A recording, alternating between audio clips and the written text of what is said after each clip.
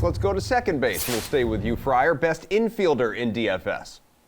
Yeah, I like there's the Red Sox game that I like quite a bit, but then there's also the Yankees game that I like quite a bit. The Yankees side of it going up against Chris Archer, Anthony Rizzo specifically at 5.5K. Obviously, he's been doing well of late, but in general, we're looking at some of his numbers over the last 20 games, and I know he's got a 278 ISO. He's got against right-handed pitching, 4 home runs, 3 doubles, 43.2% hard contact rate.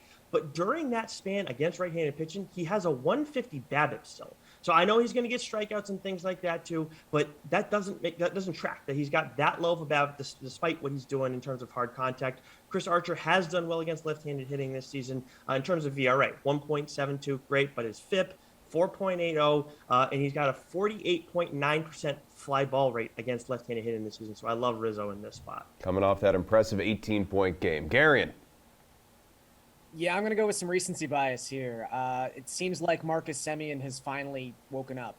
He's got 5 home runs so far in June. He's actually got a 484 isolated power and a 515 WOBA within the month. It's only 32 plate appearances, but this is someone who 2 times in the last 3 years coming into 2022 had been top 3 in AL MVP voting. So I think you can kind of prorate a tiny sample like this and say, this guy's back. And he's doing fine. Semien's only $4,700 because of the struggles. He's kind of worked his way back up from below 4K as he's slowly been hitting the ball again. And I think this is a pretty good matchup. It's an opposite hand matchup against Connor Pilkington, who's been fine. He's survived, I would say, his 6 appearances so far this season.